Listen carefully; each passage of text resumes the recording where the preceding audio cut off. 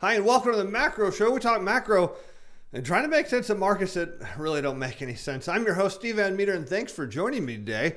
While I was planning on talking about 2-year Treasury yields, instead we have to talk about, is this the bottom of the dollar? That answer, my friends, is in the economic data. We'll get to that shortly because we've got a jam-packed show for you today. We've got commitment to traders reports, got some cool charts on that from our friend Brent Johnson. I've got a silver commitment traders chart for you. I know that's not something we normally do, but given all the excitement around silver, I've got that. We had the senior loan officer survey for last quarter. As expected, we'll see more tightening, but a little bit of loosening. We'll take a look at that. We got a cool Goldman Sachs hedge fund chart to look at to show how over leveraged hedge funds are. And now we hear that Janet Yellen, the former Fed chair Janet Yellen, the new Treasury Secretary Janet Yellen, is going to wind down the TGA, or the Treasury General Account. Is that bullish for equities, bullish for bonds, bearish for both? What is it? We've got the answer for that too. Before we get into all of that, a question that came in, Steve, what does China pulling liquidity mean?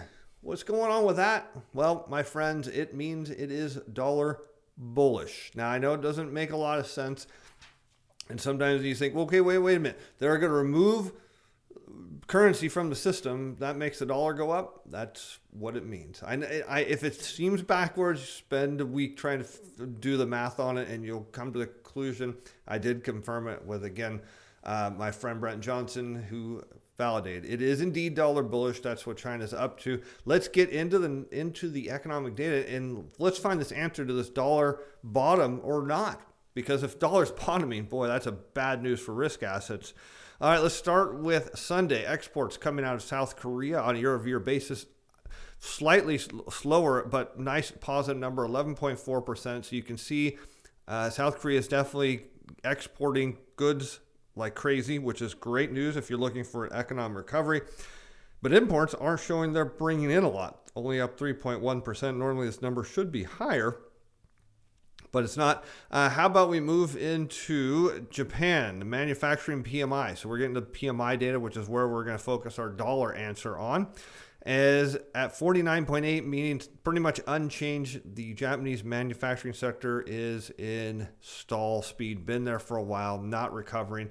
Bad news. The cakes and manufacturing PMI out of China, it's stalling out too. No wonder China wants to increase the value of the dollar and weaken its currency.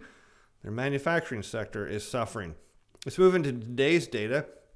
German retail sales plunging month over month, down minus 9.6%. So I'm guessing the German economy is somewhat locked down. Retail sales there on a year-over-year basis slid from 5% to 1.5%. So either demand is gone or people aren't able to go shop. I'm not really sure which it is. In Spain, we got manufacturing PMI pretty much unchanged for the second month. 51 the month before, 49. Remember, over 50 is an expansion. How far over 50 is a degree of its expansion. 50 is no change. Under 50, and as it goes lower, is a contraction. So no change in the Spanish manufacturing PMI. Italian manufacturing PMI up slightly at 55. So not a huge change there. French manufacturing pretty much flat at 51.6. The big German juggernaut manufacturing PMI, I mean, retail sales there is falling, but manufacturing sector is still strong. 58 down to 57. Still a decent number in terms of PMI. I mean, not super high, not super low, but a decent expansionary number. What you're seeing so far is the rate of expansion is slowing. And look here at the broad Eurozone. Went from 54.7 to 54.8. So the rate of the expansion in the European manufacturing sector is indeed slowing. Japan, it's stalled out. In China, it's stalled out. Looking at Great Britain, manufacturing PMI up slightly. From what I understand from my friends there, the economy is pretty locked down, but I guess the factories are still running a little bit. Went from pretty much 53 to 54, slight expansion in the manufacturing sector in Great Britain. Moving into Canada, can't leave out our friends up north.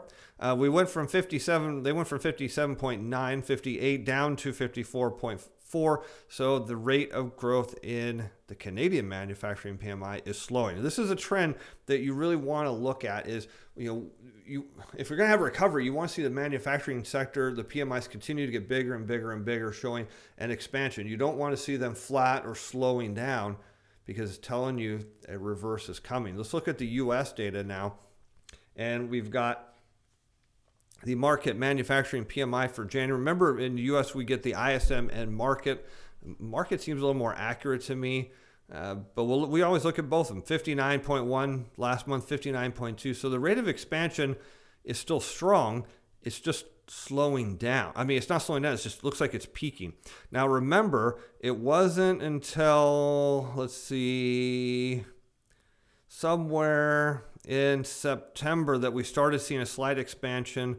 Going into November, slight expansion. So really this big number is not as great as it sounds. We're still in a hole. It's not that great. But what we're seeing is the pace of this slow down. Or flatten, I mean not slow down, it's peaking. There's the right word. Construction spending up 1%. The year-over-year rate of change is over 5. Definitely a strong number from that in December. Now we're into the official ISM Manufacturing Index. Into that we will go to the ISM website because there's a conundrum here that we need to figure out. Manufacturing PMI in January, we see it's at 58.7, was 60.5. So we're still seeing growth, but a slower rate of growth. That is the key. We're on an 8-month trend. New orders, the growth rate is slowed down from 67.5 to 61.1. This is not what the economy really wants to see. It wants to see these numbers rising. Production, 64.7 to 60.7. So it's growing at a slower rate. Employment, flatlining, pretty much unchanged. 51.7, just very slight increase. I know it says rate of change faster. Well, it's not that much faster. To 52.6, that's not showing a huge surge in employment. The question that's coming up in this, and we'll get to the dollar thing momentarily, but let's cover the rest of this, is customer inventories are too low. So customers are saying, look, our inventories are too low. Now, when you hear this, the immediate term is, inflation, right? Here it is. It's in the data.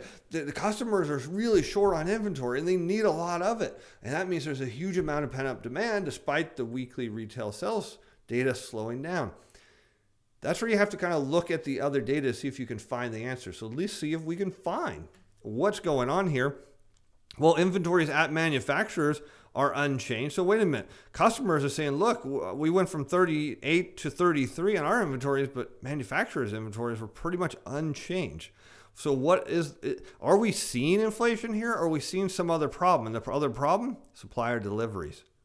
So what's happening is factories are building things, but they can't get it to the customers fast enough. And if there was all this demand, and I want you to think through this, wouldn't the employment number be skyrocketing? I mean, wouldn't production be way up? Wouldn't factories? I mean, think about it, right? You're the plant manager. You go to work. You've got all these new orders coming in. Your customers are calling and saying, hey, I don't have enough inventory. And what are you going to do? Do you have a backlog? Let's look. I bet you have a decent backlog here. Yeah, decent backlog of orders. So customers are complaining, hey, we need our inventory. So what would you do as a plant manager? You're going to hire people, turn up the volume on the line, right? Crank it up. Let's get some more stuff going on. But if all the stuff you've been producing is sitting somewhere in the supply chain, not getting to the end customer, you're not hiring. That's what we see in the data. All right, now where is the interesting part of this in terms of the dollar? I know you've been waiting for this, is prices paid. So look, this is huge. Look how high this is. It went from 77.6 to 82.1. And certainly, Steve, this has got to be inflation, right? I mean, look, there it is. It says inflation right there. Prices paid is way up. In fact, prices paid is at one of the highest levels or second highest level, maybe tied for second highest level since 2008. That has to be inflation. Well, not necessarily, because peaks in prices paid correlates to a bottom in the dollar. Now let's go look and see. Now, when was this last peak in prices paid? Was somewhere, we'll say early 2018, and now we have now. So let's go to a chart of the dollar. Trade weighted dollar, DXY. We'll zoom out. So let's go find early 2018. Oh, hey. What do you know? It's got to be coincidental, right? Okay, that can't be right. Okay, let's go back to what? Mid-ish 2008. All right, let's go see where. Now, mind you, I've not looked this up yet, so if this is wrong, that'll be pretty funny, right? Mid 2008. No. Oh, my chart maybe doesn't go back that far. Here, this is as close as they get. Dollars low. So here's another low, which was what, 2011. Let's see, 2011. Yep, there you go, right in there. So what you see is that prices paid have a 75% correlation with the dollar. So when the ISM prices paid are high, it tells you that the dollar is near low. And what did we see here? If you watch the Sunday chart show, we talked about how there's compression between the 50-day and this supply zone. It broke through that, telling us the dollar's next destination is going to visit its 100-day moving average here in blue, just around 92. So what you're seeing in the ISM data, my friends, is potentially bottom in the dollar. How about supplier delivery times? You can see it right here. There are clearly problems in the supply chain. So customer inventories may be low, but the problem may be resolved when the supply chain. And of course, think about it, why is the supply chain backed up? To the pandemic, right? So sometimes, you can't just take this data at face value. Now, can I be wrong? Sure. And that's why you have, other data maybe you can go look at. Inventory is one of the hardest things to get data on that's even accurate. I've looked around for it. Maybe people have a better source for it, but I haven't been unable to find it. So you have to kind of look through the data. All right, let's get into the Commitment of Traders report. This one from Brent Johnson. We'll start with the 30-year treasuries because, well, hey, we got to wear the crown for this, right? We're on the Bond King. Okay, into the Commitment Traders report, up slightly, increased positions increased our short positions by just shy of 1,600 contracts. Not a big deal. Still massively low here, somewhere around a 3 to 4 standard deviation net short position. People say interest rates can only go up. Well, when these positions get unwound, we'll certainly see the opposite of that. How about silver? Now, there's all this talk about a big silver short squeeze. We saw a bunch of Wall Street bettors or Redditors go out and want to short silver or buy silver, go long silver over the weekend to short out the shorts. Now, what's interesting about this is when you look at the position here, I want to explain what you're seeing. So this is, these are not the producers, but these are the speculators. So these are large speculators. They're long the silver market. And the question is, who's short? The commodity producers. Now, why would the commodity producers be short? Well, it's simple. So think of this. You own you run a silver mine, right? That's your business. You own one. You're managing it. Is your risk that silver prices are going to go up? Nope, not a risk for you at all. In fact, that is a good thing because what you want is the prices of silver to be over your cost to pull it out of the ground, and so you can make a profit. So as prices rise, so where's my bullish arrow here? As prices rise, you run this mine. What is your risk? Well, they're going to reverse, right? That's your risk. Your risk is, hey, we're making money, we're profitable, and all of a sudden prices crash. So how do you, as the head of this company, protect yourself? You take a short position, right? You lock in that price. You say, look, prices are rising. I'm happy with this price. I'll lock this price in for future delivery. If it keeps going up, great. I'm not hurting, but if prices collapse, I've already got locked in. So I know my money's good on this deal. That's why you see producers tend to be short. In this case, speculators are long. So I don't really know who was trying to be shorted out of this, but it doesn't make a lot of sense to me. Let's take a look at Hedgeopia, see what's going on here. We've got net longs in the 10-year futures backed off slightly. Speculators are still slightly long on the 10-year. We've got the 30-year bond, as we just saw, slightly net increase in our short. WTI down a little bit on crude. S&P 500, they're now net short. That didn't feel good for them today, at least. How about the euro? Which, remember, in the trade-weighted dollar, if the dollar is indeed bottoming, these people in the euro are going to get smashed. And so they increased their longs on the euro slightly, and gold increased the long slightly. Remember, dollar rallies is usually bad for gold. NASDAQ, they're still fairly long the NASDAQ, at least as long as they've been in a couple of years. Looking at the Russell 2000, they're short small caps. It seems strange because small caps only go up. How about the US dollar index? Massive short positions as we see the ISM prices paid, indicating a potential reversal in the dollar. There is a lot of damage that can come from a dollar rally. And how about the VIX? Of course, what we see, net short was up 12.2 thousand contracts because volatility was spiking and people were going to do that. Let's look at the VIX. I'm sure you want to see a chart of that. Why not, right? So here's the VIX. I'll show you what people do. Let's zoom out a little. Are we at the 1 year chart here? See these lines I've got put on here? Whenever the VIX gets into this range, people will short it. If it pops up here, short it. Pops up here, short. Pops up here, short. Pops up here, short. So people who sell volatility are thinking this is a no-brainer trade. Sell volatility here, drive equity prices higher, make a lot of money. If the dollar rallies though, oops, problem. How about on to the senior loan officer survey? Now this is great. I love this report. Forgot it was coming out today. Always very excited because people have been talking about how lending was increasing. They're like, no, lending is not really increasing as much. So let's take a look at this regarding loans to businesses. Response to January survey indicated that on balance, they tightened their standards on commercial industrial loans.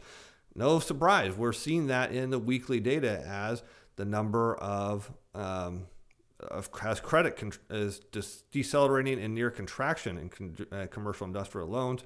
Let's see. For loans to households, banks left standards unchanged across most categories of residential real estate. Shocking.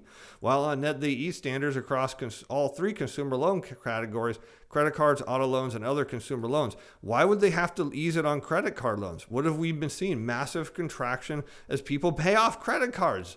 Well, what do banks not want? They don't want that. So they need to give people credit, so they'll charge. Let's see if we can go down here. Regarding the outlook for loans to businesses, modest or moderate net shares of banks reported expect to tighten standards across most loan categories except commercial industrial loans to large and small market firms, for which banks expect to leave standards unchanged for 2021. So again, standards for businesses going to tighten. Regarding the outlook for loans for households, a significant net share of banks expect to ease standards for credit cards because they're desperate, and moderate net shares of banks expect to ease standards for other types of household loans. I didn't see anything. They talk about weaker demand for residential mortgages, but I didn't see anything specific on tightening standards for mortgages going into next year. Here's the charts. Now, these are diffusion charts. They're often misread. So people see this decline, right? Net percent of domestic response tightening standards. So they see it going down and think, they're easing. No, my friends. Above zero is tightening. Below zero is easing. At zero is no change. So if it's up here, it just means they're tightening at a lower rate. That's exactly what the report said. So you'll see people that will put this chart out. They'll say, look at their easing. They didn't read the report. They don't understand this is a diffusion chart. So this matches exactly what we saw in the report. Let's look at commercial real estate loans. And what we're seeing is conditions tighten, but at a lower rate. Makes perfect sense. That's what we saw in the report. And let's see, residential mortgage loans. So depending on the loan, we're seeing largely unchanged. It's at zero. So some of them are tightened a little bit, but meaning standards still are tight. In mortgage loans, they didn't get tighter, they didn't get easier, they pretty much stayed the same. And here's an example of easing. Net percent of domestic response tightening standards for consumer loans. See, below zero, slight easing, exactly what they said. All right, here's a great chart from Goldman Sachs. Despite active degrossing this week, fund leverage remains elevated. Aggregate data from Goldman Sachs Prime Services as January 28 should not be relied on as a comprehensive view of the market. Net exposure on the right, gross exposure on the left. This is their Prime Services hedge fund leverage. Says hedge funds on a gross basis are at around 260%, and on a net basis are somewhere around 85%.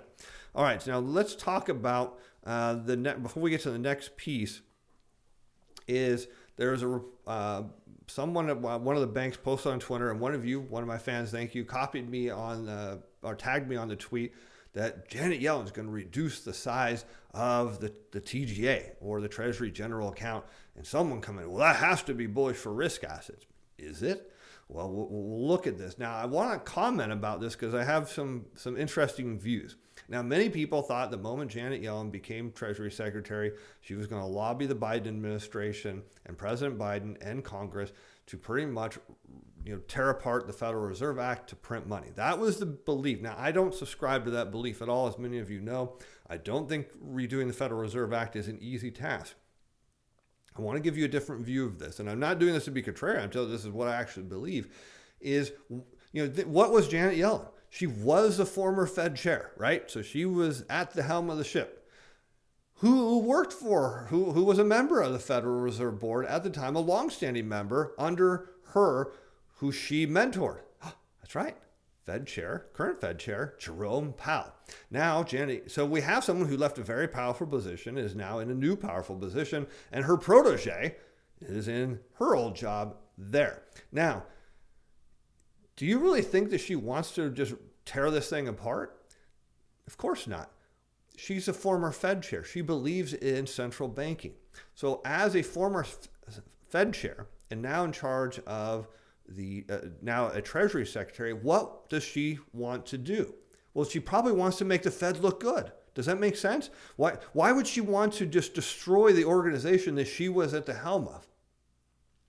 Who else does she want to make good? She wants to make her protege good. Now think about this, right? You're the head of your company. You mentor someone to take your place. You leave the company and then eventually get a very powerful job that's complementary to your old company. Now, do you want your protege to look like an idiot and lose their job and get fired? No, you want a complementary relationship. Keep in mind, Fed Chair Powell's job ends in October, November this year. Who do you think could lobby President Biden, who is in charge of that position, to keep or remove him? Oh, the former Fed Chair Janet Yellen, right? I mean, does it start to make a little bit of sense here? Now, what would her goal be to make sure that her protege stays in that job and looks good? Because if he looks good, guess who else looks good? She does, because she trained him. Now, if he gets kicked to the road, what does that say about her? And what does that say about maybe the person who replaces her? She might have influence over that, but she might get someone she doesn't want to work with, someone she didn't train. Starting to add up a little bit. So what does she need to do? Do everything she can as Treasury Secretary to make the Fed look good. And how do you make the Fed look good? How do you make Powell look good? You make all his stuff work that we all know doesn't actually do anything because you've watched the show long enough. So how would you, if you were Janet Yellen right now, what could you do to make quantitative easing look better and take pressure off Jerome Powell?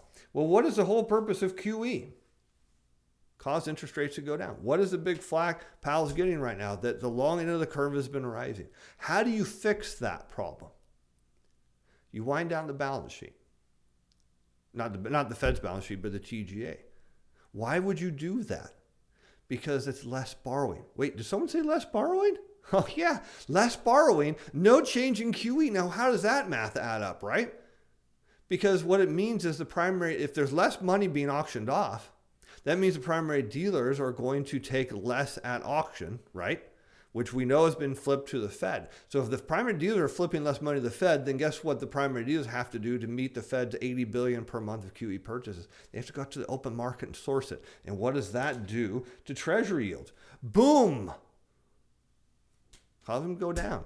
That's how Janet Yellen can make Fed Chair Powell look good, because does Powell have any latitude here? I mean, can he really go out there and say, hey, you know what, the economy's not doing as good as we want. I want to do more QE. He would get a lot of blowback on that. But Janet Yellen can help him. So let's take a look at these charts of the TGA. I hope this little diatribe was helpful for you, because the idea that winding down the TGA is bullish for risk assets, well, we're in a bull market here, so that had no impact. I mean, it went up, had no impact. Went down, not really. I mean, maybe it got a little jumbly in here. I mean, there's no real relationship. How about Treasury yields? Now, this would be, if there was any one thing people think will have to be a wind down, and this would be, really bearish for treasury yields. They try to send them real bullish. I mean, they send them straight up. But here, they wound down it. Treasury yields really, I mean, they went down a little bit. How about in here? They kind of wound it down a little bit, went down, went up. They went up together, went up, didn't go anywhere.